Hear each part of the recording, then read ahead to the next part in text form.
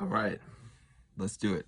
Let's recap the most insane playoff run, the storylines, the things that happened, um, and all the things that added up to just make it one of the most amazing things I've ever experienced as a sport fan.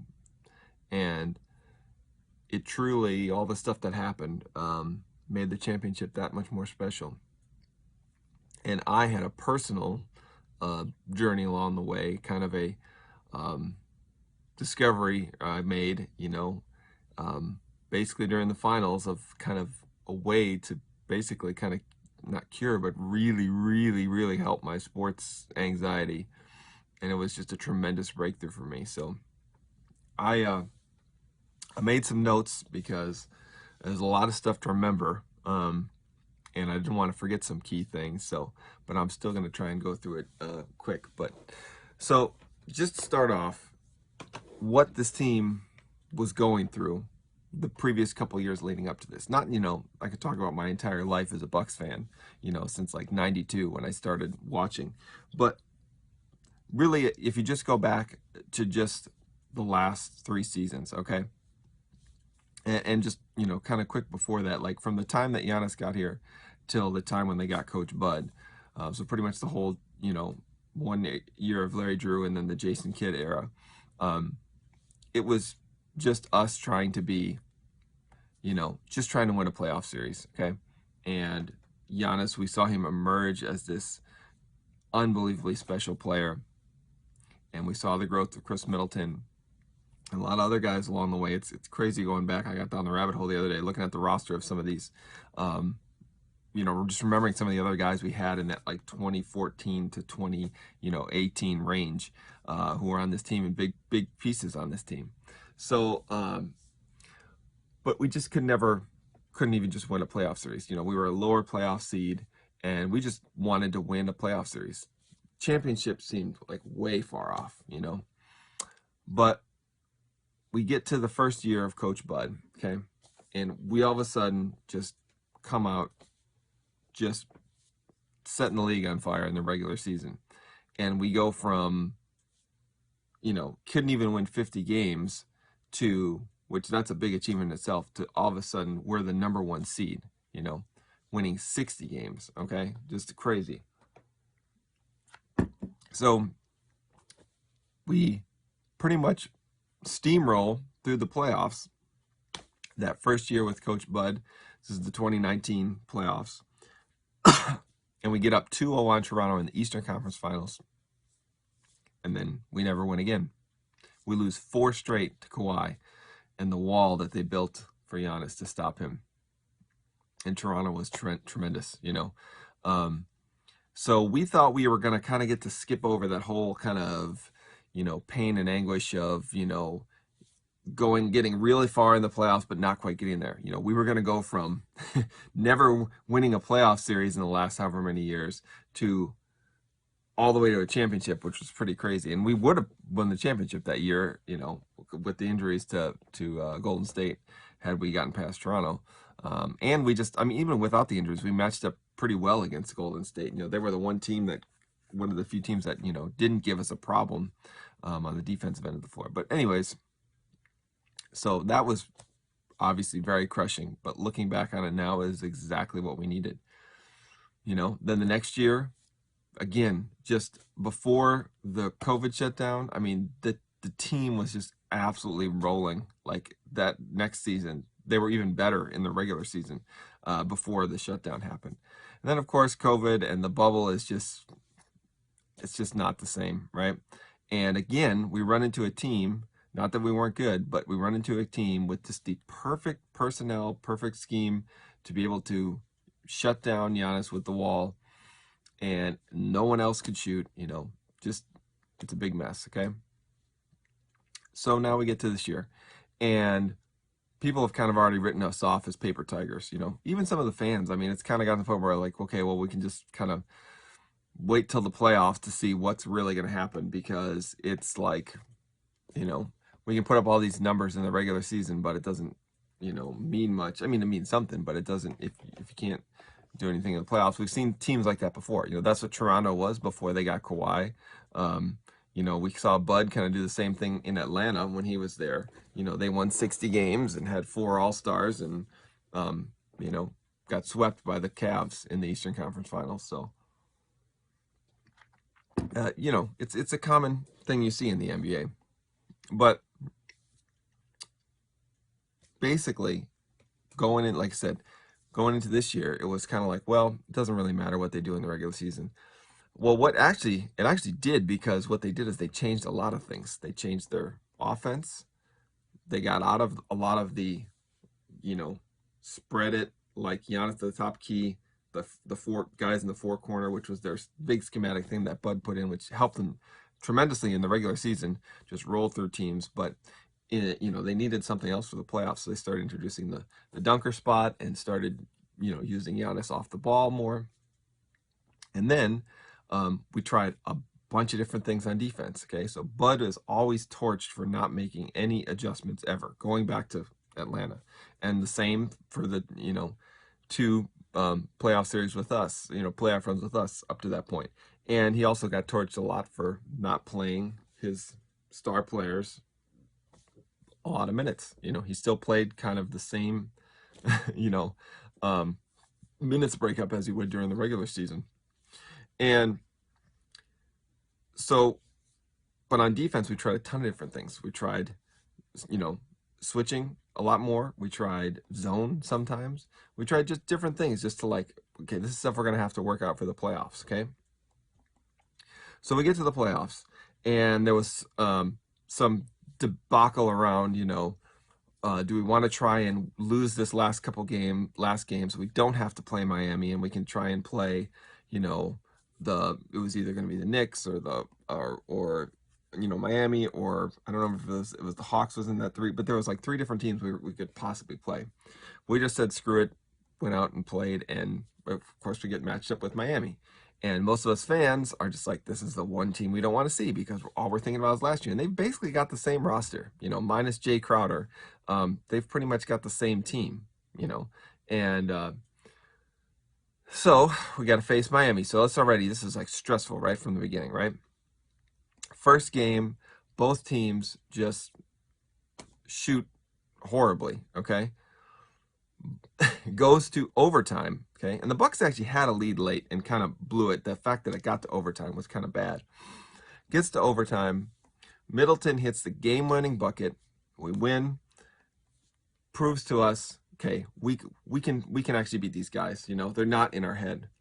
And then we just rail off 3 just pretty much blowouts to sweep them. Now, in like, I think it was in game 3 and in game 4, there's a couple times where the Heat, you know, actually they had a lead, I remember, in game 4, and still we just totally completely dominated them. In that series, 2 of those games, Bryn Forbes had like 22 points. He was a great shooter for us in the regular season, but later in the playoffs, he was basically unplayable. But in that Miami series, he was a huge part of why that was so easy for us. He outscored Jimmy Butler in that series, who just got a huge contract. And what, you know, of course, Giannis was great, but they really did a few of the games. They really made him, you know, more of a passer. They really tried to really focus on him and made him more of a passer than a scorer, which was great because that was kind of a theme all throughout the playoffs that Giannis had to do sometimes. So we get past Miami. Well, okay, who do we got to play in the second round? Brooklyn Nets. The one team that, okay, let's look at the Brooklyn storyline. So we slay one dragon, which is the Miami Heat. But this is only the first round, okay? And one thing I learned through all of this is it's so insanely hard to win a championship. To win those 16 games over the course of 2 months is just nuts. Like, it's nuts. I can't believe how long the whole thing felt, and just how grueling it is. So when you see teams that go back to back or are in the finals multiple years in a row, even if they're super teams, like, that's still impressive, okay? Because it is a grind, and man, is it hard to get those 16 wins.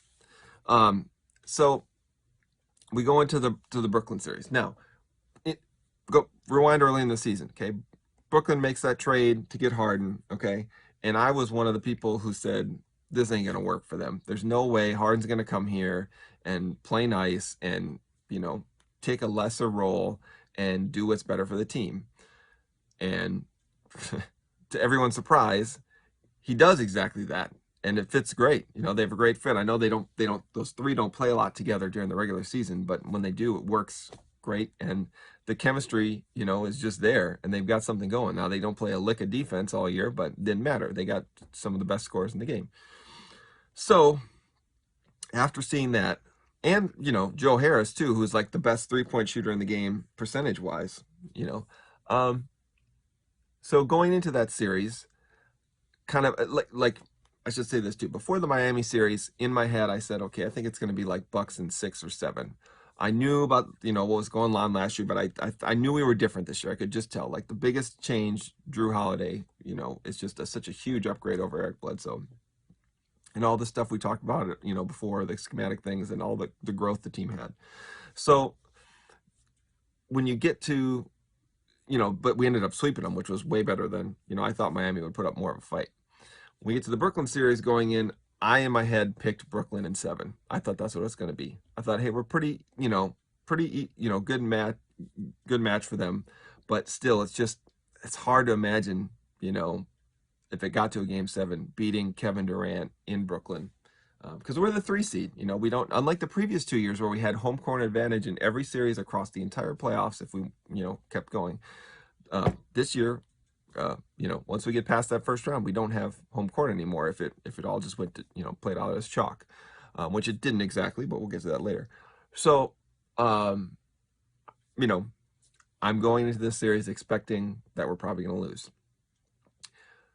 So, first game, right away, like 2 seconds into it, Harden injures his hamstring, I think it was, or groin. I can't remember which one it was. He's out. Completely changes everything. All of a sudden, it went from, okay, probably going to lose these first 2 games, you know, on the road in Brooklyn. Now all of a sudden, Harden's out. Like, man, you got to steal one of these somehow if you're going to win this series, because, I mean, you never wish injuries upon anybody. I hate to see it. It's awful, and I never ever cheer for injuries or whatever. But once they happen, it's like, well, the guys that are left has got to play, and that's what we got to deal with. So it's like, okay, we got to find a way to win this game. Well, as was the case we found out with all game 1s throughout the entire playoffs, the Bucks just like they did in Miami, they could not. It's just ugly. Game 1, Middleton, Drew just could not shoot, you know, to save their lives, and you know, Blake Griffin's all of a sudden come back to life for the Nets. It's like, what the hell? You know, where did this Blake Griffin? We were thinking of Blake Griffin the 2 years before when he was just a corpse on Detroit, you know, in the first round, and we just steamrolled him, and it was a joke. So, game 1, we blow that. Okay, whatever. Wake the F up. Harden's still out. Take advantage of this. Get game 2. Come back to Milwaukee 1-1. Game 2. Now, at this point during game 2, I'm in Florida on vacation. So I didn't even see most of this game, and I'm glad I didn't. We were down by as much as 45 points in that game, okay? Ended up losing by 39. Just absolutely embarrassed on just every level, okay? Just a complete joke. So we're down 2-0, and I'm like, this is over. You know, the numbers of the road team going down 0-2 and coming back in any series are very slim. Okay, I can't remember what they were, but it's something like 10% of the time, something like that. All right. So, in my mind, and again, thinking of who we're facing, Durant is just balling out. I know Harden is still out, you know, but there's a chance he could still come back. Okay. Well, then we get to game 3, and I'm just like, whatever. Again, for game 3, I was actually still in vacation. Now, I watched more of game 3 than I did game 2. But it was just kind of like, I'm done at this point. I'm out of it because we've already lost. So just whatever happens, happens. I'm still going to kind of pay attention. But it's over. It's completely over. You know, there's no point in really getting it. I wasn't even going to get excited if the Bucks, tied it 2-2. I was like, if they can come back and if they win game 5, then maybe I'll start feeling. But it was like, it's going to take a lot. So game 3 is super ugly from both teams. It's just an absolute slog, rock fight. But the Bucks are actually up. They got up early, 19. That's why I'm gonna look at my notes here. Remember this. And Middleton was matching KD a lot when it got late in the game. When Brooklyn came all the way back and it was close. Drew with that huge clutch layup, and then we ended up. If I remember right, I didn't write a note about this, but I think Durant had a shot to win the game. It was either to win or tie. And he missed it. It was right on line, but he just back rimmed it, bounced out. So ugly win. However, you got to get a win, okay? But again, that's what they're thinking. Me at this point, I'm just still checked out. I'm like, whatever, it doesn't matter. This team is going to be bounced in the second round again, okay? And again, my mindset at that time is so different from where I'm at now, and like the journey I have gone through as a sports fan in this thing is crazy, okay? Just my whole attitude sort of stuff just completely changed, okay? So, get to game 4, all right? Back at home now. Bucks are back at home, but I'm back at home, so I'm watching this game more intent. And again, I'm trying to go into it not, of course they get my hopes up a little bit because they won one game. And then you're still telling yourself, well, if they can tie it 2-2, then it's still a best of 3 and kind of anything can happen, whatever. Just, despite the, whatever, 10% odds I said before. So in that game, it's going along, it's kind of back and forth. Kyrie gets hurt in that game. Again, I remember exactly how I felt. I was like, ooh, God, this is awful. Feel bad for him. This is like, but it happened. And then you're like, wow, okay, now they really got to take advantage of this. And what I didn't say this in game 1, it's like all of a sudden all the pressure's on you now. Now you're the healthy team and they're the injured team. Even though you're down in the series or whatever, everyone expects you to come back and win it now. So not only were we just in a disadvantage, but now we're kind of like expected to win it because they don't have 2 of their top 3 guys. Now it's their second and their third guy. They still got their number 1, and KD's a number 1 by a long shot on that team. Okay, I don't care how good you think Harden or Kyrie is. KD is. There is no 1A, 1B, 1C with those. It's 1 and a big gap, 2, 3. Okay. But that's just how good KD is. All right. And it ends up, kind of being a comfy win by the end, but it was, it was close. So then, until, like I said, Kyrie got hurt and they still kind of hung around, but we pulled away. So then you're thinking, all right, and Giannis played incredible in that game. And you're starting to think, all right, it's back to even. Now, 2 of their guys are out. If we can't beat Brooklyn 2 out of 3 with just KD, what's going on here? Okay. So now all of a sudden, all the pressure's back on us. All the stuff I said before about it being over is not over. It's very much alive. Okay. So we go into game 5. All right. Literally the day before the game, they said he was out. Then the day of the game, Harden's playing all of a sudden. Okay. And he actually looked pretty bad, but he's there. He's playing. Okay. So now they got another guy back. We led pretty much that whole game. All right. We got up as high as 16 is what I saw. But KD scores 49 points during this game. Jeff Green comes out of absolutely nowhere, who has done nothing in this series before. It scores 27. Okay. So Brooklyn chips away. They go up late. Giannis has a chance to tie the game. We're down by 2. Middleton feeds him I remember if it's a bounce pass or whatever. It would have just been a catch, layup, tie the game. And this is with like 30 seconds left. He bobbles it, goes out of bounds, turnover. Pretty much game's over at that point. And again, I'm right back to where I was after we're down 0-2. We're down 3-2. Whatever the stats are about the game 5 winner is always goes on to win so many times. It's much in that favor of whoever wins game 5. Just feeling terribly down.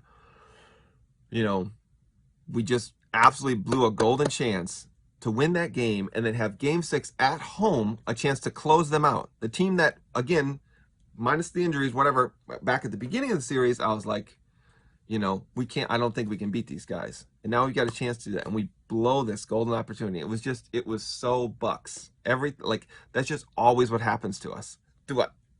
Everything. I don't want to go through all of them because we don't have time for that. This video is going to be long enough as it is. So we get to game 5 being done, and again, I'm thinking it's over. There's just no way we're going to beat Kevin Durant twice, including because the way he's playing, you know, KD has already scored. He's went over 40 twice, I think. Or I don't remember. Maybe that was the 7th game when he had 48. So, but he just scored 49. Okay, like I'm just thinking, there's no way. So game 6, we play great. Middleton has 38, balls out. Okay, kind of what we expected to happen. You know, I know I'm just glossing over this quick, but that was a huge game. You know, to win at home. So now we go to game 7 on the road. Probably the most nervous I've ever been for a game. Now, I had a gig that day, and the anxiety was so horrible the entire day. And I'm actually glad I had a gig, because at that point, in my state of mind at that time, I wouldn't have been able to handle watching that game live. I'd have had a couple heart attacks, thrown up, especially the way the game almost ended. I would have just absolutely died. So I chose just not even check the score. Like, I was just going to wait to see what happened. And if they won, I was going to just rejoice and go back and watch every second of it. But if they lost, I was going to save myself the pain, because the anxiety was it was so terrible. Like, the entire day was just nervous, pit of my stomach all day. That game, again, Chris and Drew can't shoot in that game, okay? We're down most of the game, but Giannis is just working his ass off, keeping us in it. 3rd quarter, we take a lead, okay? Again, Giannis is just carrying us on his back. We get to the 4th quarter, all right? All of a sudden, Drew Holiday comes alive, hits a couple threes, little baseline fadeaway. You know, it's like, okay, we actually can win this thing, okay? But you're trying not to. Again, I wasn't watching this, but when I'm watching the replay, I'm thinking all this, like, wow, this is nuts. We get to the play where we're up by 4, I think it was, with like, I don't know, how many seconds left? Or no, maybe we're only up by 2. We're up by 2, but it would have been like with 13 seconds left. We got to inbound the ball to Brook. We only got like 2 seconds on the shot clock. All he's got to do is throw it up, bounces around a little. We may get an offensive rebound and just have to foul us, and that's the end of the game. Or if it bounces around a little, they don't, then that's going to run it down to single digits, whatever. Doesn't happen. It's just a turnover. Shot clock violation. And again, so only the Bucks can blow this, because we were just previously up by 4 with like 30 seconds left, okay? And then Durant hit a little baseline fadeaway, and then, okay. So now we get to where we are down by 2. They got about 8 seconds or whatever it was left. Throw the ball in Durant. PJ's on him. ISO. Clears him out. Tucker's working his ass off, but somehow Durant puts up a 3. Goes in with 1 second left. Except it wasn't a 3. His toe was just on the line. Like, this is, the line's like this wide, and his toe is like right here on his shoe. Just barely. So it's a tie game instead of us losing. Granted, there's 1 second left, but the play we ran with 1 second to get a shot was like a failed attempt to Giannis in the corner, and he threw it up. It didn't even hit the rim. It hit the top of the backboard, okay? So we'd have lost, probably. I don't know. Maybe we'd have a different play designed if we were really down by 1. So it goes into overtime. They get a cheap bucket right away. I can't remember it was Mike Brown or whatever. It's somebody. He fell. The guy he was guarding fell over, and he just gets a cheap layup. They're up by 2. The entire overtime goes without anybody scoring. Nobody. Okay. I think Brooklyn had 2 points in that overtime. Kevin Durant has not left the game at this point. He plays the entire regulation, entire overtime. Giannis, with like, I don't remember how many seconds it was, 30 seconds, something like that. Backs KD down, little hook in the lane. Runs around the rim, bam, ties it up, okay? Kevin Durant misses, next time on the floor, Middleton,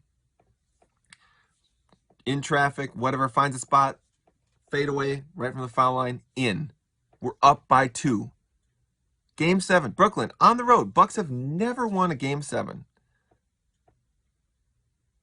On the road, I should say. Never won a Game 7 on the road. I don't even know if they've won a Game 7. So I have to go back and look. But they definitely never won a Game 7 on the road. Durant comes down. They don't call a timeout because I don't think they had one left. Durant is just gassed. They get him. He gets the ball to Harden. Harden says, no way. Gives it back to Durant. Durant puts up a kind of fadeaway three-pointer. It's right in line, but it's like short. Air ball. There's some hoopla after that. They got it inbound and foul, but there was like, half a second left. We won the game. We beat Kevin Durant, the best scorer in the game. And until Giannis' performance in the finals, the best player in the game. We beat them with Harden in Brooklyn on the road. And that was the moment. I don't remember my video then. I said, and it was screaming it, if this team can do that, they can do anything. There's nothing they can't do. And they all pointed back to that Brooklyn series and that Game 7 afterwards and talked about how important that was to just get over that hump, to be basically a championship caliber team. Say, you can do this. You can beat the best. You can high pressure situation and you can succeed. And Giannis can succeed in that situation when people think he's not a closer. And Chris Middleton can succeed in that situation when you think he's inconsistent. And Drew Holiday, when he's missing the whole game, can come up with clutch shots. Okay? And PJ Tucker, that entire series, just freaking hounded Kevin Durant. Okay? Like, and one thing I forgot to mention, in the first series in Miami, we lost our starting shooting guard, Dante DiVincenzo, who was out for the rest of the playoffs. No one ever talked about that at all. So, because PJ, was able to come in and really fill the role, not so much from an offensive side, but definitely the defensive side, and unlocking our kind of switchable defense. So we get to, again, that Game 7, and it's like the amount of just pure joy I felt and how proud I was of this team to be able to do that. It was absolutely insane. Like, it literally felt like we were in the finals or like just won the championship then. Like, that's how big that win was. I just can't say it enough, like how amazing that was. So we get done with that, all right? We get to Eastern Conference Finals and thinking we're going to probably have to play Philly, which is a team we were supposed to have clashed with these last couple years, but both of us had just different time and couldn't get it worked out. We all thought it's going to be like the 80s all over again, where it's the Bucks and Philly and, well, Celtics back then too, but, kind of going at it. Well, it doesn't happen. Atlanta beats Philly in Game 7 in Philadelphia. So we're going to play the young Atlanta Hawks. Well, the interesting storyline with this, Bogdan Bogdanović, we had him signed, okay? The same way that Kyle Lowry just signed with the Heat, where they said it before the trade, before the free agency opened and everything. They said, oh, they're going to do a sign and trade, okay? We did the same thing. It got leaked. All of a sudden, it's tampering for us, Okay, so we didn't get him. Now, obviously, it worked out because we won a championship, and you know, some of the bench pieces, I guess, wouldn't be there had we had, Bogdanovich. But that would have been a hell of a starting five with him instead of Dante. So, anyways, so that I thought was going to be big storyline, but it actually wasn't too much because Bogdanovich kind of had an injury early on. He balled out a couple games later in the series, but not so much early on. So again, game one, what do we do? Now we're at home, and now in this, since we didn't expect to play these guys, we've actually got home court advantage.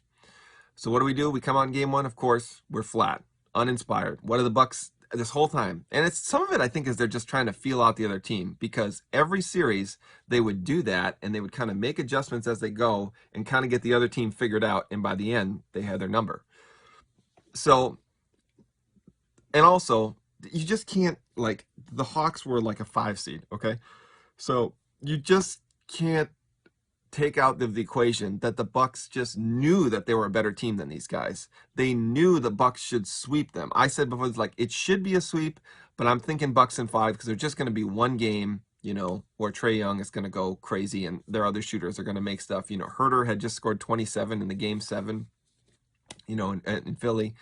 And so I was like, that's probably what's going to happen. But we should sweep them. We're vastly superior, okay? They did a ton of things right, but they are not on the same level as Brooklyn or, or the Bucks or whatever. Pick one of the other contending teams out west, okay? But there they were, kicking our ass in game one.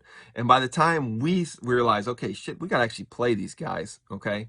We made it close in the end, but it was kind of too late, and we ended up losing by 3. Pat had a shot to tie and airballed it. So, okay, now we're down 0-1, and I'm thinking, God almighty, please don't let us go down 0-2 in a series. I can't handle this again after just going through the Brooklyn thing, So, game 2, we basically blow the doors off them. We're up by 30 at half, and I'm like, okay, this is what it should have been the whole time. This proves the talent gap in these two teams, And then game 3, we got a 15-2 start. They have a 15-2 start. We come out kind of slow. They close it off. Trae Young gets hurt in this game, ends up coming back in the game, but he's kind of not the same. But they actually held the lead pretty well while he was out. But what happens is Chris Middleton, the guy who everyone says can't be a number 2 on a championship team and, is not a true, star. He scores 20 points in the 4th quarter, okay? Only a few other guys, like all-timers, have scored 20 points in the 4th quarter in a final in the playoffs, okay? I don't remember the list off the top of my head, but it was very short, okay? So we close that game out. Now we're up 2-1. We've got game 4, and Trae Young is going to be out for this game because that ankle injury he tried to play through just wasn't, so he's out. And again, you can't tell me that the players, when the other team's best player doesn't go out, what goes out with an injury, you find that out for the game. You can't tell me on your team that you're not thinking, well, geez, we can kind of keep our foot off the gas. You can say that out loud all you want, that no, we're not doing that. We're not doing that. It creeps in your head, okay? And it happens all the time in sports, and it clearly did here because we just, again, came out lackadaisical, like we did not give a shit, okay? And to Nate McMillan's credit, the coach of the Hawks, he made some good adjustments, finally really started putting a lot more pressure on Giannis and made him, give up the ball, okay? And we start kind of coming back. Giannis is, again, playing good, and then the devastating knee injury. Hyperextends his knee, okay? Your knee is like your elbow, right? That's only supposed to bend this way. Well, his knee bent backwards the other way, probably about this far, almost like 45-degree angle, backwards. You're thinking, this is it.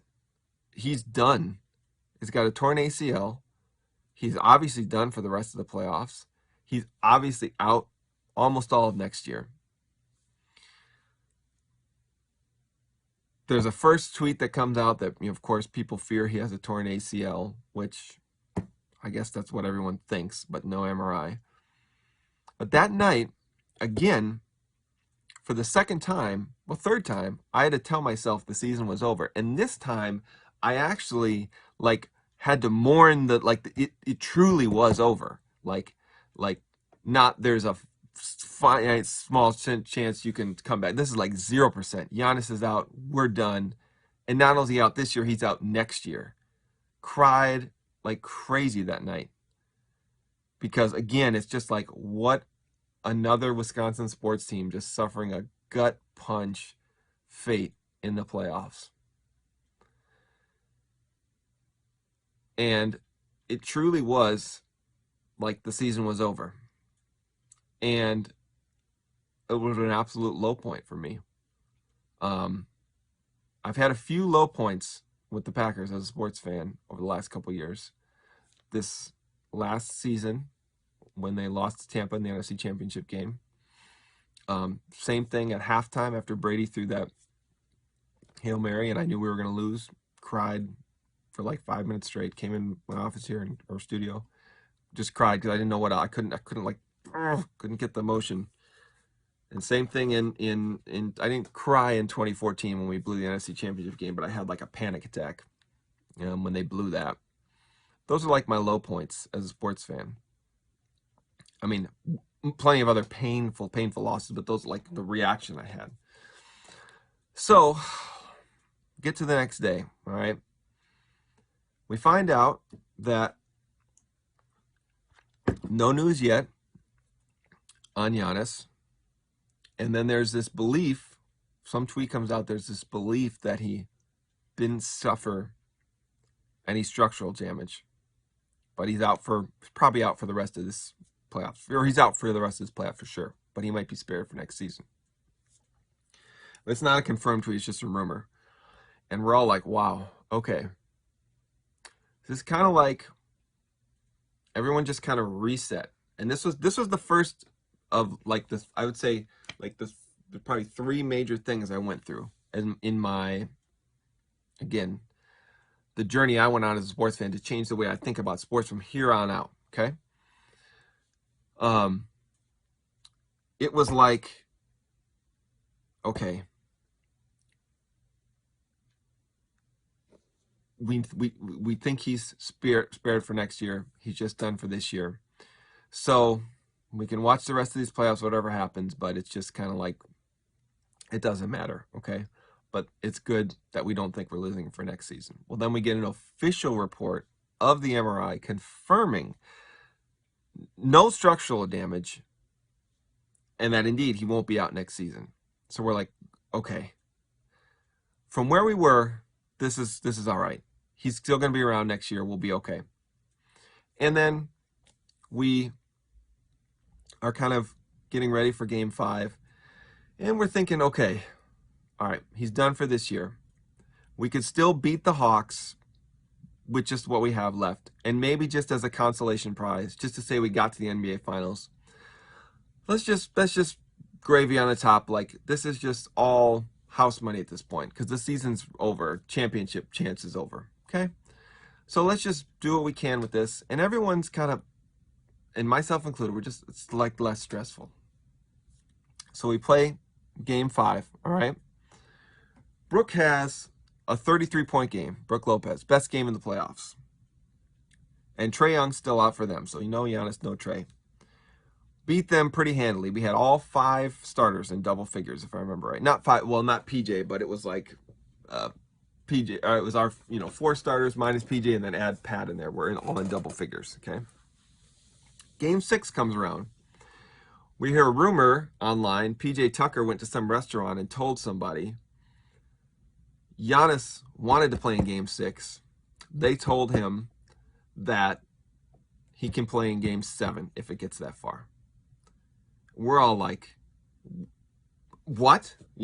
Like, we're thinking, no, don't rush him back, because the worst thing is he's gonna injure it again. But it also, like, it just gives you this, like, all of a sudden this, it's literally like being revived from death. That's over dramatic, but it's like this guy was going to be out for the rest of the playoffs. Okay, again, season is over. Championship chances are over, and all of a sudden, there's a chance he might come back. Even if we can just get to the finals, he might be able to play sometime in the finals. Like, it's literally like a second chance at life that you didn't have. And the appreciation you have for that is insane. Like, again, the amount of stress kind of just not goes away, but it's just like you're not as mad when things don't go your way after that. So then we go out in game 6, and Bucks in 6 has been this thing since Brandon Jennings said it as a joke, basically, in the 2013 season when we were getting swept by the Heat, or about to get swept by the Heat. He said, Bucks in 6, I think we can win. And then he came back with and played with us again in the 17-18 season. And when we played the Celtics that year, of course, before he said Bucks in 6, that's for the culture. That was the thing he started, right? And in all the playoff series that we have played through before that, you know, a lot of us would like to predict Bucks in 6, and we think of Brandon Jennings. Well, Bucks in 6 has never happened since. The only time it happened, I think I looked up, was sometime in the 80s, like the mid-80s. The Bucks won one series in 6 games once, like 85 or something. But otherwise, in my lifetime, they never won a series in 6, okay? Or I guess that was my lifetime. I was like 2. So they never won a series in 6, whatever, these last few years. So we're thinking, Bucks in 6 is kind of a curse. They're not going to go to Atlanta and win in 6. This thing's going to go 7 games, okay? Lo and behold, they go to Atlanta, and Trae Young is back. He's playing. We come out, we get up. We got up by 19 to start the 4th quarter. So again, we're kind of it got to the point. So we're like, okay, now it's just like, don't blow this. And that's all you're thinking about is what kind of crazy choke job can happen. And that's all you're thinking about this entire 4th quarter. Because we're up by 20. It's like you've got the game in hand. You just don't have to choke. But all you're thinking about is because you're thinking about the Packers and all the other times that our teams have choked and stuff. And you're just like, God, just don't choke. And Atlanta starts chipping away, chipping away, chipping away. It gets to 107-101. They get to 6 points on a Clint Capella bust-out dunk. And this is only with like 3 minutes left. And keep in mind, the time thing, but the Brooklyn series taught me, especially that game 7, we were down by 7 with like 3 minutes left in that game. And we still won, okay? So being up by 6 with 3 minutes left means jack shit, right? Like, so you're really thinking about, we have got to get, the clock has got to hit 0 before you can feel any sort of comfort. So Adrian actually made me, because I was getting so upset, she made us turn off the game for a few minutes, let it get a little bit ahead, so she could like watch the score, and then we turned it back on, and from the point we stopped. And of course, right after that point, Drew hit the big layup to put us back up by 8 at that point. And the guy, PJ Tucker, who had 2 points in the game on a layup, and he was like 0 for 5 from 3. They get him a corner 3 with like, I don't know, had to be a minute left maybe. Nails it. Go up by 10. That's basically the dagger, you know? And it was the realization of, oh my God, we're doing this. We are going to the freaking finals, okay? A place we haven't been in 47 years, and we haven't won a championship in 50 years. We're going to the finals. In that game, I had to write down her. Middleton had 32. Drew Holiday had 27. This is all with Giannis out, by the way. Giannis did not play. And Jeff Teague was the biggest surprise with 11 points, some big clutch threes. After he was almost unplayable, but they had to play him out there because they needed to get, a rest for Drew occasionally. They didn't have backup point guard. And no Giannis to bring the ball up sometimes. So we're in the finals, feeling just absolutely elated. Giannis is out there, gets to celebrate with the team. Meanwhile, this whole time through games 6 and 7, everyone's paying attention to exactly what he's doing, how he's walking.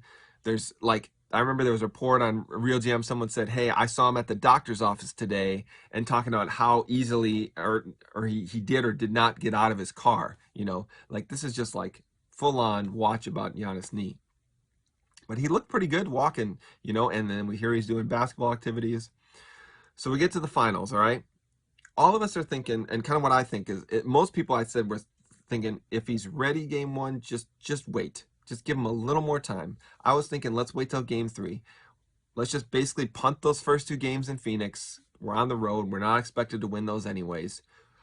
And let's see if we can get him back for game three. And then that way, if we can steal one of those games in Phoenix when he's out, then that's even more the advantage. Then we've got like basically a trump card to play, is bring Giannis back. That's an adjustment you can make. Well, Giannis is ready for game one. Keeping in mind, I don't remember how many days it was before. It's like 10 days before, might have even been less than that he hyperextended this knee. And we thought he tore his ACL. And he's playing game one of the finals. And I disagreed with them letting him do it at the time. But you can't give the guy enough credit for fighting back to be there for his team. So game one, Giannis is kind of feeling his way back. He doesn't exactly look like himself. He scores 20 points, but you can tell on some of the fast breaks and stuff, and he's just not quite himself. And the Suns played just fantastic. Too much Chris Paul, Booker, Ayton. They just executed everything to death, especially the two-man game between Ayton and Paul. And what was crazy is we didn't run our drop scheme from the start. Like against Atlanta, we ran the drop scheme and it was a disaster, and we changed the switching. Well, we tried to switch right from the start on this, and because we knew it was going to be a problem, and that didn't really work either. So we lose game one.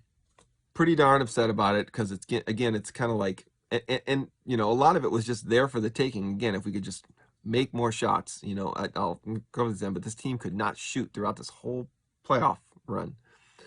So we get to game two, and this night, and now we're back in Wisconsin at this point on a vacation a family vacation we had planned for months and months, but we're actually in Wisconsin for game one. So I'm watching that at my parents' house. Game two, it's that night we had planned on going to a Brewers game. We had gotten tickets for it, and so, my dad got good seats, and so we're going to go to the Brewers game, and, it's probably better for my anxiety to not watch the game. I can check it when we get home, because again, I'm kind of thinking like I'm thinking back to game 7 in Brooklyn, and just going down 0-2 again, and the numbers, I'm just like, you're not going to come back down from 0-2 twice in the playoffs. Okay, so again, watching that game on replay, Giannis scores 42 points, an all-time historic performance in the finals, coming off that knee injury. He just could not be stopped, okay? And just an absolute arsenal. He put everything from his bag out there. Not only getting in the paint and doing everything he normally does, he's hitting hook shots, he's hitting little mid-range, he's hitting the Dirk Nowitzki fadeaway, like everything, okay? But Phoenix is getting every single bounce there. Weird offensive rebounds, weird second chance points, and they're all of a sudden, well, not all of a sudden, this is what they've done all season, but they're really executing, kicking the guys in the corner, okay? And they've got like a ton of corner threes made, all right? So we're kind of getting it figured out a little better to guard their main three, but now we've got all the other guys involved and all these goofy second chance points. So, and even that, we're still in that game the whole time because of Giannis, but every time we get close, Phoenix has an answer, all right? So Giannis does something that only a couple people have done, which is put up 40 points in the finals, all right? It was like MJ and LeBron, and I don't remember it was like, just a small, it was like 4 or 5 guys ever, okay? And so we get to game 3, we're coming back home, and I'm not feeling the same way I did against Brooklyn when we were down 0-2. This one, I'm still like, well, we're probably going to lose, but it's a long shot, but it could happen, it could happen. And it was kind of also the other things, like the Brooklyn series, we had been in the second round and failed. We had been to the Eastern Conference Finals, failed. We've never got to the finals before. So this is kind of like, we never made it this far. So this is kind of like, well, if we lose, we still made it farther than we ever have before. So we get to the game 3, and Again, just nervous right before the game. Ugly start. We get down 36-30, and it's kind of just looking like the exact same way these other two games have gone. We got some decent things going, but just too much Chris Paul, too much Devin Booker. These guys, and we're guarding them great. They're hitting contested shots. Okay, it's nuts. So at that point, it was 36-30. We ran off an insane run from that point on to the point where we got up by, I think it was 15 at half, and we ended up winning that game. You know, we got up by 20 to start the fourth quarter, and Giannis has another 40-point game. I think he had 41. And this time it was just all in the paint. They just could not do anything to stop him. He was just getting whatever he wanted. And Devin Booker basically sat the entire fourth quarter because they were getting blown out. Monty Williams just decided, I'm not going to even waste his energy out there because they were getting, we were beating them so bad.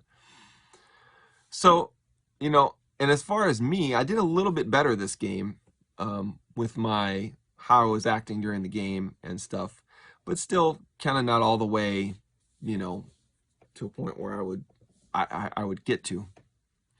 So game 4 comes up. Now, we're still in Wisconsin at this point. Game 3, we were actually up north at this cabin, and I was watching up there. But game 4, I knew we were going to be back at my parents' house. And I had said, well, if it gets to game 4 and they're not down 0-3, we're going to try and go. So we kept looking at tickets. Gets to the day of the game, and they come down enough to where we're okay with it. So we ended up paying about $600 a ticket, sit in the upper deck corner, and about halfway up. So we pull the trigger on tickets. At this point, this is all surreal to me that number one, I'm paying that much for tickets, but this is a once in a lifetime experience. Then I'm going to the finals. I'm seeing the Milwaukee Bucks, the team, like when they had this logo, they were an absolute joke. Okay. This team that I watched be a joke of the league are in the NBA finals. Like, it's absolutely insane to me. So we go to the game, get there early, just soaking it all in. It's basically one of the coolest things I could ever imagine. Just seeing everything out front with the Deer District and all the people out there. Going in, one of the things I'll always remember is walking around before the game, okay, because we got the reeler, and just walking around, just checking everything out to get in the atmosphere. Every single person in that stadium, with the minus of the, this few Suns fans that are in there, every single person is wearing Bucks stuff. Now, I know that's maybe doesn't sound that crazy because it's a Bucks game, whatever, but you go to any NBA game, okay, just a regular season game, half the people might have stuff for their team. The other half just have like regular clothes on because it's just like social event, whatever, They may like the Rockets a little bit, but they're there just to hang out and see the game. And then there's the hardcore fans. Every single person is decked out in Bucks gear. And again, I'm thinking back to the team when they had this logo and they were a joke at the Bradley Center and nobody wanted to go see this team. No one cared about this team.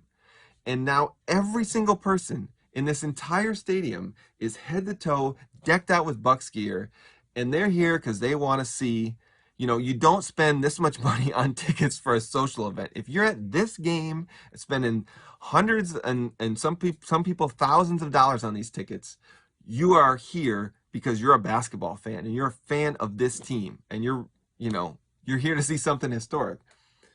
And it just touched me in a way that I just still can't get over, to see every single person in Bucks gear just ready to go crazy for this team. We get to our seats. Everyone's got a rally towel. Still got it. Never going to let this thing go. My Fear the Deer cheap rally towel, but this is like one of my prized possessions from game 4. It just sits on my studio chair now, So, the introductions, the hype, it's just everything you could ever dream of. The energy, seeing NBA Finals written everywhere, seeing the ESPN guys, just the intro videos, the hype, the starting lineups is just nuts. It's crazy, okay? Game starts, and when the game starts, after the first couple possessions, when everyone's standing up, it kind of settles down, and then, of course, it's a really ugly start for both teams. Both teams just shooting horribly. No one can make a bucket. Other than Chris Middleton and Devin Booker. Those are the only two guys that are doing anything, okay? And it's just real ugly. But fans are still getting into it. I'm still like, it's not bothering me that it's ugly, you know. And, of course, it's tense, but I've always felt when I'm at a game, I'm always less nervous about it when I'm there at the game than when I'm watching it on TV. I don't know what it is about being there. It just seems so much more real, and it's just like, it's just easy to remember. It's so much easier to remind yourself, like, these are just guys playing a sport, and they make mistakes and they miss and things don't work out, okay? So that's kind of, I'm not as, every time the Suns score, I'm not just like, oh my God, flipping, losing my shit, whatever, okay? And, so we're down a good, most of this game. There's one point in the second quarter we got up by 4, but otherwise we're down most of this game. So we get to the fourth quarter. We start chipping away, okay? And this whole time, I'm not that nervous, okay? I'm just trying to enjoy. I'm reminding myself how much I spent on these tickets, how much it's so special to be in this moment. I'm not going to let anything, no matter how crazy I'm not going to let anything take me away from realizing how amazing this is to be here. Adrian is just, she's having she's just losing it the way I usually would be when we're watching it on TV.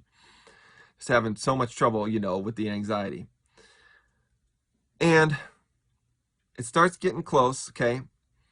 And it gets to a point where we're kind of making a run back. It's late in the game. It's 94-95. We're down by 1 with, like, I want to say it was like 3.5 minutes left.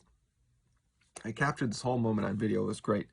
So they're pumping up the crowd. Everything's going nuts. And I'm just thinking in my head, all I want is just for us to hit a shot to get the lead and see this place explode and have us all waving our rally towels and just I want to be a part of that energy, okay? Like, that's, like, as a sports fan, like, that's what you, like, moments like that are like what it's about, right? So they're hyping up the crowd at the break. First play down, Giannis gets it, hits that little backdoor pass to Connaughton in the corner. 3, bang, hits it. We're up 97-95. And again, just lose my shit. The whole place, we lose everyone's just like, I'm just like, oh my God, we are in the lead in game 4 of the NBA Finals. We just hit a big shot. Like, ugh, this is what you live for as a sports fan. This is the best. And this is where my moment of Zen started, okay? In that moment, I realized when he hit that shot, I was just like, it's okay if they lose the game. I just got to experience, like, in a singular moment, what is, like, the best thing when you're watching. I mean, you watch the games, you can enjoy them for all the other stuff, like the matchups and stuff, and I get way into the stats and what sets they're running and what schemes and all that stuff. I get way into that. But ultimately, as a sports fan, it's about those moments of joy and watching your team do well, okay? Right? So I was like, I just had this moment. I was like, if they lose, it's okay. I've already experienced the ultimate moment. I got to see my team fight back and take the lead and feel the energy of an entire stadium going nuts. Like, it's okay if they lose. I've already experienced the best thing. Well, then what else happens after that? The block, okay? There's 2 things other than the 50-point closeout game, which we'll get to. 2 things this finals remember for. The block by Giannis and the alley-oop, okay, which is game 5.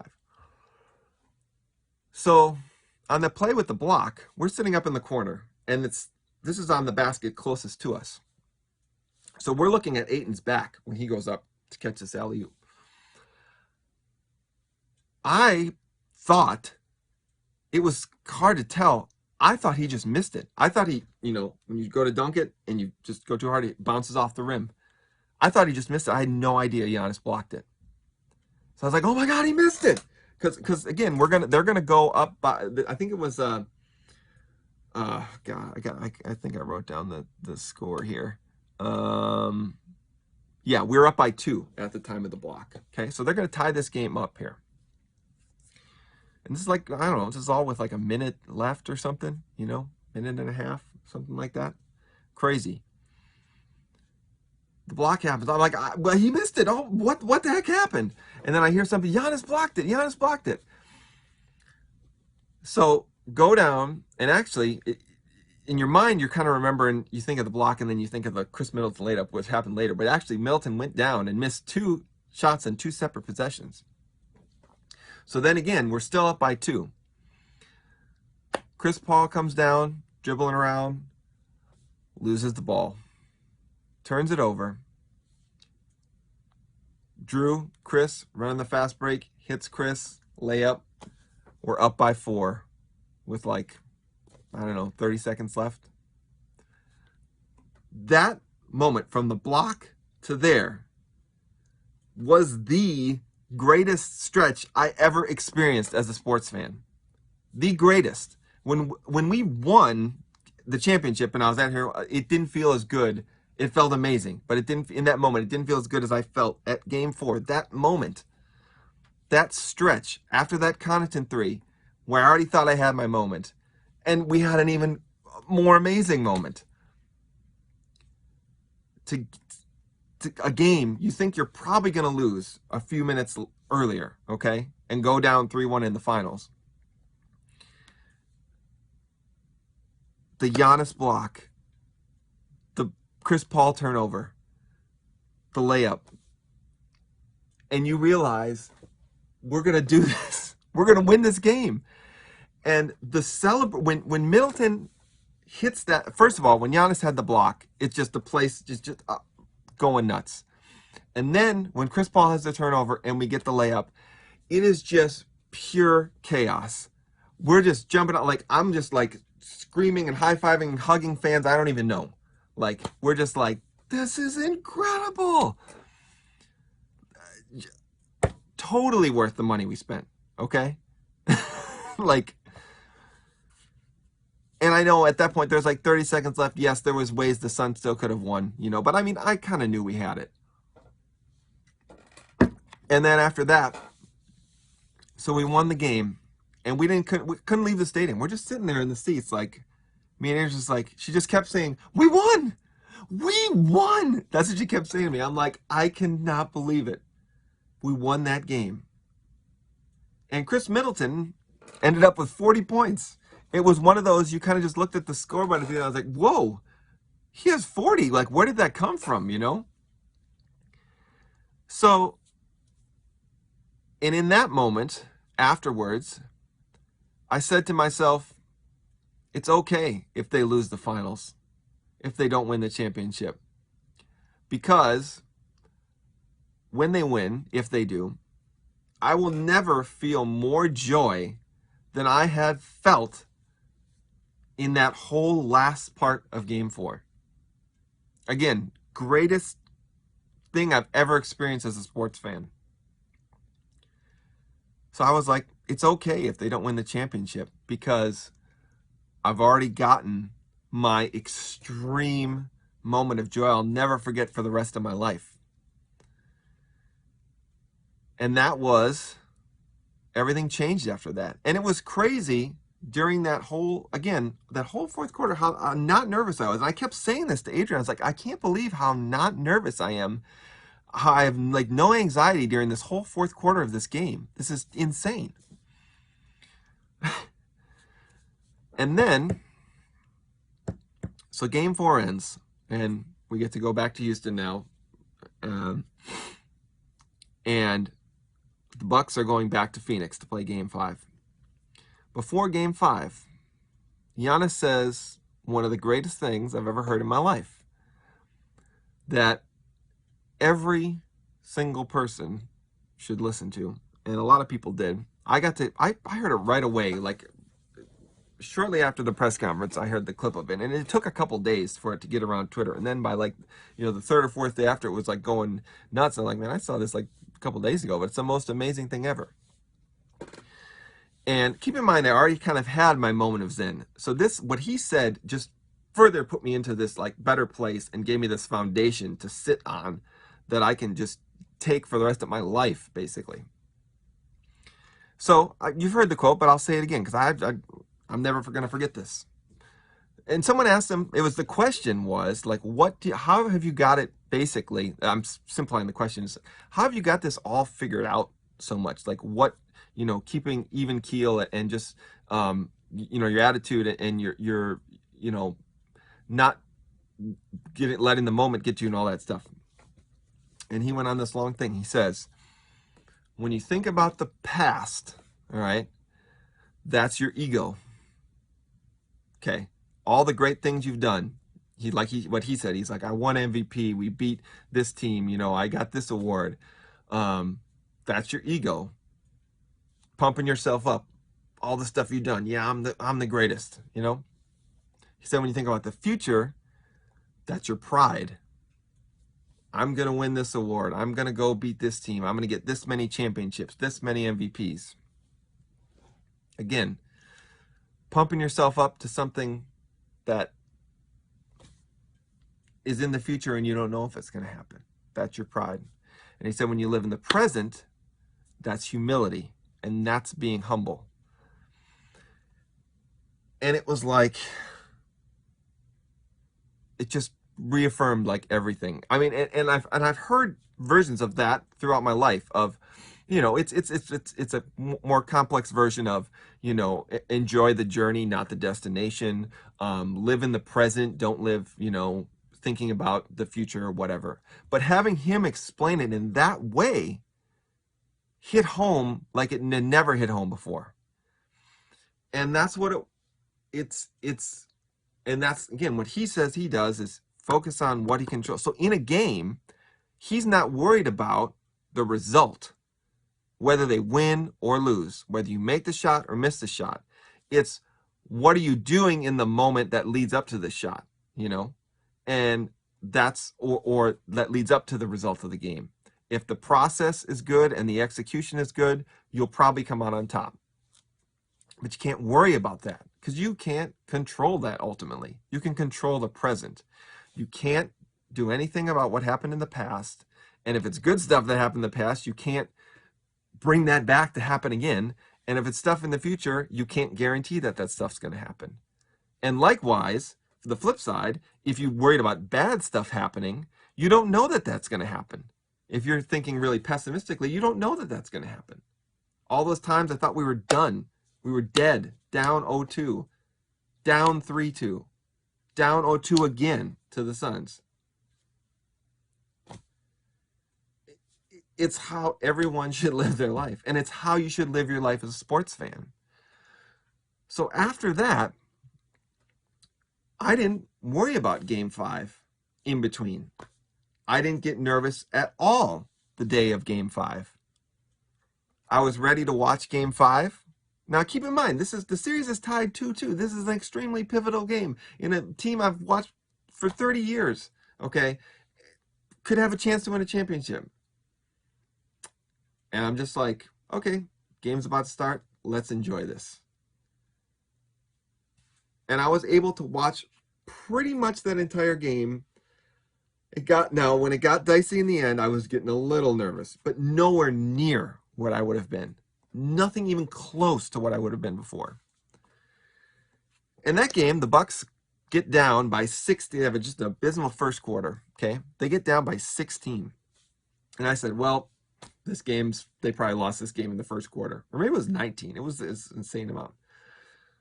Then they outscored the Suns in the second quarter by more than that, by like 20 points, and got it back to where they were. I can't remember if at halftime they were up a couple points. I think they were.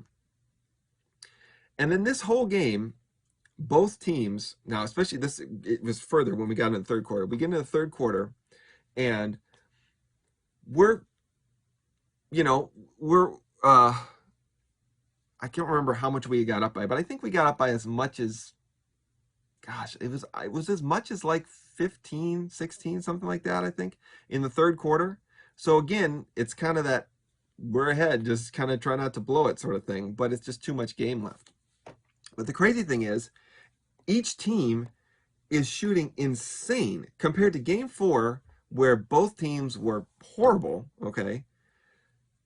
Each team is shooting, over 50% from the field, over 50% from three, like just insane numbers that never happen, and both teams are doing it. And in this game, Booker and Middleton are just trading blows back and forth, clutch shot, clutch shot, clutch shot, just like heavyweight fighters at the top of their game. Like if you're a neutral basketball fan, this is like the most beautiful thing to watch. If you don't have a horse in the race, you're just like watching two great, it's like unbelievable. But if you're a fan of either of these teams, you're getting so frustrated every time the other team answers. When you just hit a great basket, the other team has an answer. So gets down to crunch time. The Suns get it to where we are only up by 1. They have got all the momentum in the world. They've got the ball. And they're down by 1. And there's about 30 seconds left. So they can run the clock down to where, they can take a shot, even if they make it, which they probably were the way things go on. Now, the reason I didn't completely freak out, because I was like, well, at least we have time to probably take the last shot after that, okay? But it was still like, it was going to be an epic collapse because of how much we were up late in that game, okay? Well, what happens? Booker tries to get into the lane, gets stuck. Drew Holiday literally rips the ball out of his hand, goes down court. This is like 12 seconds left, okay? In theory, you could just wait to get fouled, dribble a little more timeout, wait for them to foul you, make 2 free throws, be up by 3, play the free throw game, whatever. Soon as Drew rips the ball out, Giannis is like, there's like 4 guys behind him, sprints to the other end, gives him the finger, point up. Again, we're up by 1 with like 10 seconds left. Drew throws him an alley-oop. If they miss this, they threw the ball away, missed the alley-oop, miscommunication. The Suns have the last shot. They can run the clock all the way to 0 and take the last shot and win the game if they make it. What do? Alley-oop to Giannis, up where only he can get it.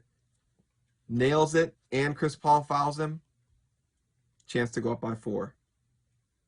Now, if I remember right, Giannis missed the free throw, and then we had to play the foul game a little bit, and then it got to where Giannis could ice it again, but he missed one of his free throws and tipped it himself back to Middleton and then clinched it. We won the game. So, but we pretty much won it on that alley-oop, Again, just the amount, it was getting surreal at this point. This whole thing is really getting surreal. I'm like, we are 1 win from a championship. I can't even say those words. Even when I say them now, it doesn't seem real. So to say them at the time is like just nuts, 1 win away. And we're coming back home. And now we don't got to worry about the Bucks and 6 thing anymore because we already did the Bucks and 6. So it could happen this time. But again, I just thought it's probably going to go 7. The way the series has been going, it's probably going to go 7 games somehow. We get to game 6, all right?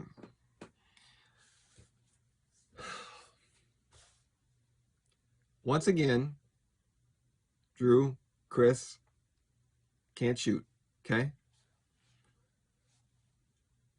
We get out to a pretty good lead. Both teams look like they are not ready for this moment. The Suns aren't ready to be on the ropes in do or die game of their life, and the Bucks don't look like they're ready to win an NBA championship. The nerves of both teams, because the shots are just looking awful going up. Like they're missing badly, okay, on both teams. It's ugly. But the Bucks actually get up to a pretty good lead first quarter. We go on, this is like the reverse of game 5. We go on in the second quarter. At one point late into the quarter with like 4 minutes left in the quarter, we only had 4 points, I think, in the entire quarter. We end up scoring, I think, 13 for the quarter, which is just abysmal. And we're down 5 at half. And the only person doing anything is Giannis. Okay? Giannis is the only one who's got anything going. And we get to the third quarter, okay? Come out. Giannis has another 20-point quarter. So now the guys that have had two 20-point quarters in the finals, like, that's a really short list. I think it was like MJ and maybe Shaq. I think that was it. Short list, okay? And the game keeps going, and Giannis keeps making his free throws. Like, he's getting to the line a lot, okay? Because he's got a lot of points. He's getting to the line a lot. Phoenix just cannot do anything to stop him. And it gets to the end of the game. And it's just the whole thing. We claw back in the third quarter. We get up. But Phoenix just has answers. They're hanging around, right? But we get to kind of the very end. And it gets to where we're up by like 8, with like a minute left. And you're trying not to let yourself say, like, this is really going to happen. Like, you're just like, we got to let the clock hit 0, even though like some of the players are starting to celebrate and stuff. Like, because I don't know, crazy stuff can happen. Giannis gets to free throw line with 49 points. He makes one, misses the other, and that was only his second missed free throw of the entire game. I think it was I want to say it was 17 of 19 on free throws. Keep in mind, Giannis, for his career, is like a 70% free throw shooter. In his playoff career, he's like in the 50s, okay? So this is doing something he's never done before. In the biggest game of his life, in a closeout game in the NBA Finals, biggest game of his life, he has the best game of his life. 50 points, makes nearly all his free throws, and absolutely puts the team on his back when no one else is doing anything other than a little contribution from Bobby Portis with his 16 points. And Chris Middleton did hit clutch shot late that would put us up 6 when we were only up 4. And Jrue Holiday's defense throughout the entire series was just absolutely phenomenal. And I didn't say it, but Jrue Holiday had a great game 5. I can't remember. He's like, you want to say he scored 29 or something in that game. Just phenomenal. Made 5 3-pointers. And he was really good in game 3 too. Holiday was on offense. But most of the series, he was a liability on offense. But he had a ton of assists, and he played out of his mind on defense. Okay? And just to think about what Giannis did, like, in the moment of that situation, like when we're about to win, I'm thinking, it still is so surreal that my team, again, going back, this team with this logo, that was just a joke, is about to win a championship. And our best player put in one of the best finals performances in NBA history. This is just all-time great. The story is insanity. The story of this team is insanity. All those things. This is an hour and 20-minute video. I'm going to have to split this up to put this out. It's nuts. They had to slay the demons of Miami. They swept them, okay? But they won that crazy game 1 in overtime. The Brooklyn series, we got down 0-2, fought back. We were down 3-2, fought back. We were game 7 on the road, blew it in regulation, miracle shot by Durant. We go to overtime. We won in overtime on the road against Kevin Durant. Eastern Conference Finals. Giannis suffers what every other player would be out for a year plus. And some, it might alter the trajectory of their careers. He has no structural damage. He's able to play a week later. Play a week later.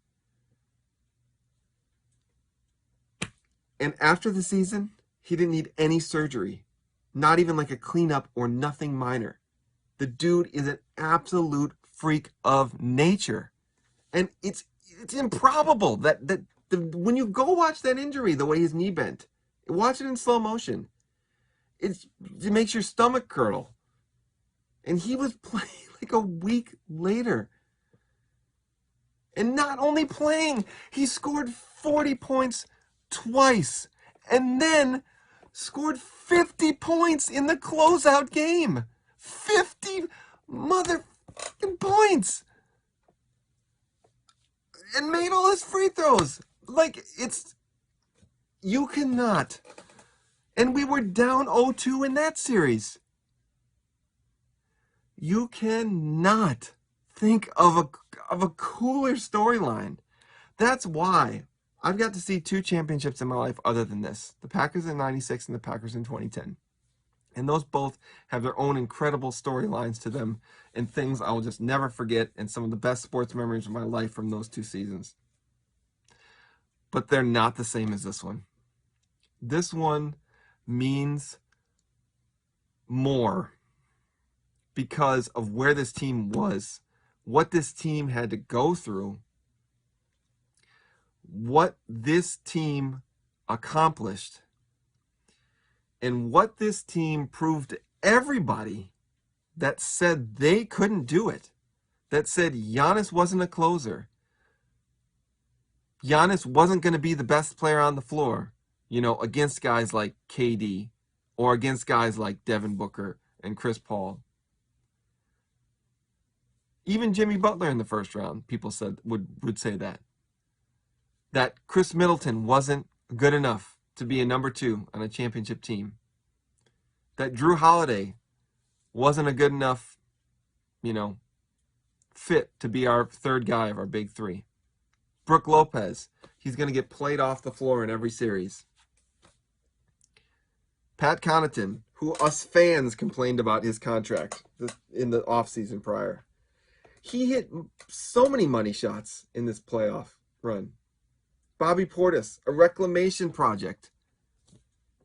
And he's got the crowd in the city in love with him, chanting, Bobby, Bobby, every time. PJ Tucker, rotting away in Houston, and just absolutely gives us the edge. Like he says, we dogs. Like, he showed us, man. And what he did in that Brooklyn series, we don't win that Brooklyn series without him. Coach Bud, the guy who couldn't make adjustments, made every single adjustment. I didn't touch on half of them. Because if I'd have gone on schematic stuff, this video would have been an hour longer than it already is. Every single adjustment, everything that he could have done, he did. The growth that he had as a coach is just insane in this playoffs. Just insane. Like, it's nuts. It's just absolutely nuts. And I think it's kind of funny that this, if this team could have shot halfway decent, they shot horrible from 3, okay? They said they were the worst 3-point shooting team to win a championship in like over 10 years. If they just shoot close to their season average from 3, they blow everyone away. They run through this playoffs only losing a couple games. The shooting, they were just so good at everything else. And defense, they were just a juggernaut on defense. Absolutely stifled the other teams. Just a complete juggernaut. This team's identity was all about defense. All about defense. DeAndre Ayton said after the Game 6 when we won the Sun Center, he said, they were willing to die out there, man. Like, the Suns, they're a young team, minus Chris Paul. This is their first time going through all this. Not even getting to the finals. This is their first time getting to the playoffs. And they got all the way to the finals. That's what he said he learned. He said the Bucks, they were willing to die out there. That's special, man. This team, like I said, they're a great team. People are going to disrespect them because of some of the injuries and stuff to the other teams. But, like I said, they could have, if they'd have just shot halfway decent, they'd have blown the doors off everybody. But the fact that they didn't, and everything was close, and all the drama and all the storylines I went through for the last hour plus, is what made this even more special. It was the most gratifying feeling when they pulled it off. And it was just as much as joy, it was so much of a relief, because there was just so much that happened along the way. And then for them to get that far, and that right at the end, so many great things happened. You'd hate to see that they couldn't pull it off, and they did. It's just something for the ages.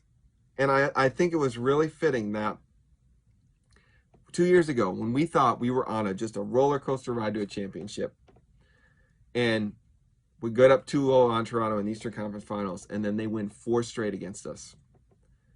We did the exact same thing to the Suns. Because after we were up 2-0 in Toronto, we were feeling hella confident. We were the home team. We had home court. We're just like, we got this, man. We got this. Suns thought the same thing. They're up 2-0, young team. They thought, we got this. And they never won again. We won 4 straight and won the NBA championship.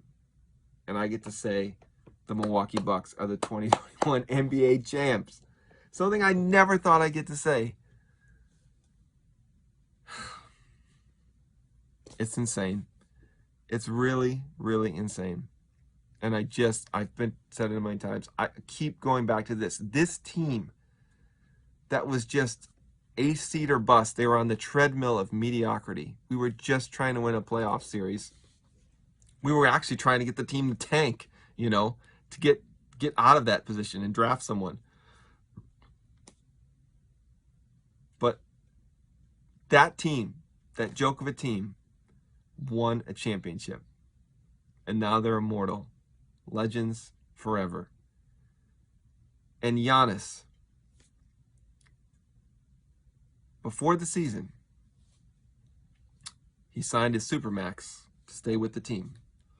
And he didn't have to sign it before this season. He could have waited till after the season, till right now, with the free agency period right now. This is when his contract was true up. So he could have waited till then. He could have waited one more year and decided what to do. But he decided to sign it then. Thank God for him that we are so lucky not only to get a player of his caliber, but one with his mindset and his loyalty.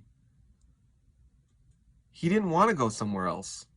He said he felt he had to do it in Milwaukee. He had unfinished business.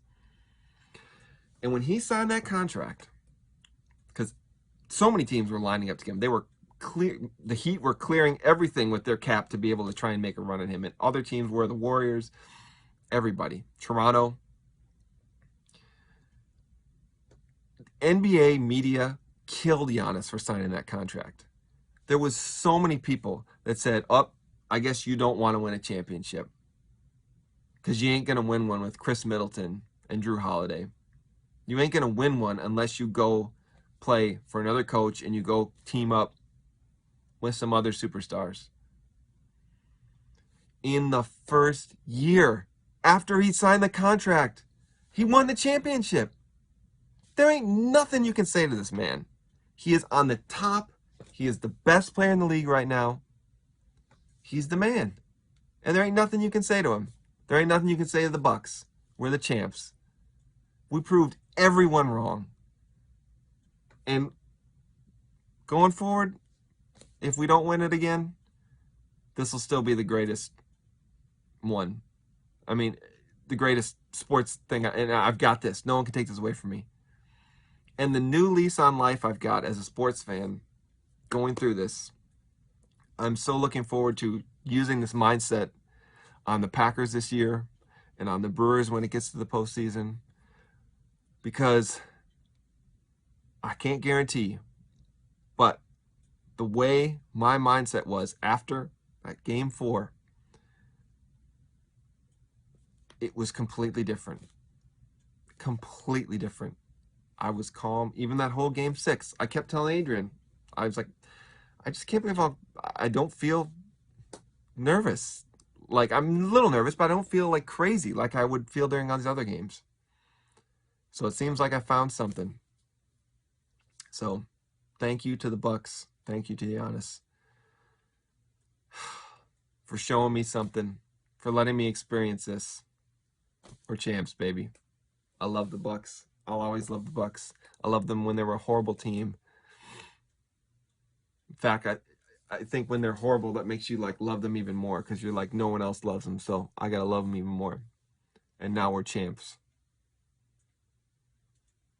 It's unreal. Unreal. Thank you, Bucks. Fear the deer, baby.